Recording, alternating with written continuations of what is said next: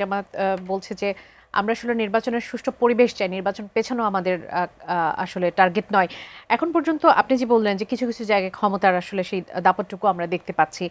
নির্বাচন যদি ফেব্রুয়ারিতে হয় তাহলে আমরা যে লেভেল প্লেইং ফিল্ডের কথা বলি সেই ফিল্ড আসলে কবে নাগাদ তৈরি হওয়া উচিত, বা কবে নাগাদ আমরা এই যে ক্ষমতার দাপট বা এই অবস্থাগুলো দেখতে?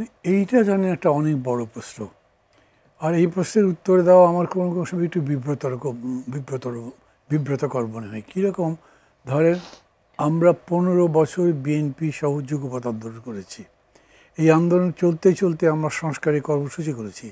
আমরা বলেছি কেবলমাত্র ক্ষমতার বদল এটা আমাদের লক্ষ্য হতে পারে না, আমরা রাষ্ট্রটাকেও বদলাতে চাই, রাষ্ট্রটাকে আরেকটা উন্নত জায়গায় নিয়ে যেতে চাই, এবং সেই সংস্কারে যে কর্মসূচি দিয়েছি তার মধ্যে মূল্যবোধ ইত্যাদি আছে।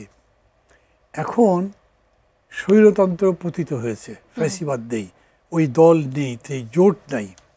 এখন মাঠে বিএনপি প্রায় একক, অদ্বিতীয়। এরপরে আবার ম্যান লাইক প্রফেসর ইউনূস, উনি লন্ডন কী বলে ঢাকা থেকে লন্ডন উড়ে গিয়ে তারেক রহমানের সঙ্গে কথা বলে ওইখানে ডেট ডিক্লেয়ার করেছেন। তাতে মনে হচ্ছে যে মানে Yunus also had to go to Tarique Rahman. একনল সোপ, দেশের নাম্বার 1 হালাল অ্যান্টিব্যাকটেরিয়াল সোপ, ন্যাচারাল ব্যাকটেরিয়ালাইসিসের সুরক্ষায় ফ্রেশ ও অ্যাক্টিভ সবসময়। তো সব অ্যাডমিনিস্ট্রেশন মনে করবে আসলে বিএনপিতে এমনি ক্ষমতা আসবে বলে মনে করে, তারপরে এটা দেখলে ওই অ্যাডমিনিস্ট্রেশন প্রভাবিত হতে পারে খুব বেশিভাবে। তাকে বিএনপি প্রভাবিত করা যত সহজ হতে পারে, আমার পক্ষে হয়তো তা হবে না, এনসিপির পক্ষে হবে। এনসিপির আবার আর একটা অ্যাডভান্টেজ আছে, তাদের তো আবার ইউনূস সাহেব বলছে ওরাই আমাকে নিয়োগ দিয়েছে, মানে ওই একটা কথা যে ভুল বলেছেন উনি, সেটার কারণে ওরা যেরকম বাড়াবাড়ি করছে, এইটার কারণে এখনও বিএনপি বাড়াবাড়ি করছে তা আমি দেখছি না, আমি অভিযোগ করছি না, কিন্তু একটা শঙ্কার কথা আমি বলে রাখছি।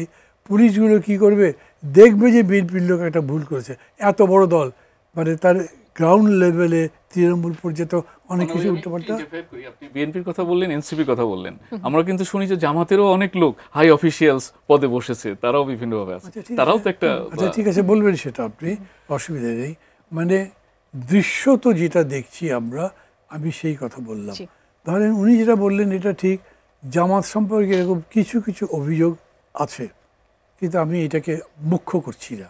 আমি মূল কথাটা বলছি যে ক্ষমতার এই প্রভাবের ব্যাপারটা থাকতেই পারে, কিন্তু আমি বিএনপির ধরেন যে সেন্ট্রাল লিডারশিপের মধ্যে এই প্রবণতা দেখছি না।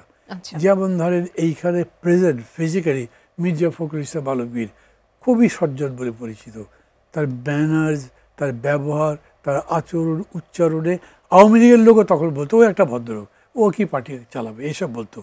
তো উনি তো ওই রকম, তার সাথে অন্য যারা আছেন তাদেরকে আমি সেরকম দেখি। কিন্তু প্রক্রিয়াগতভাবে যদি বলেন তাহলে অবশ্যই অ্যাবসলিউট পাওয়ার বিএনপির হাতে। অ্যান্ড ওই যে প্রবাদ আছে, অ্যাবসলিউট পাওয়ার করাপ্টস অ্যাবসলিউটলি, না যেন হয়, সতর্ক থাকা উচিত।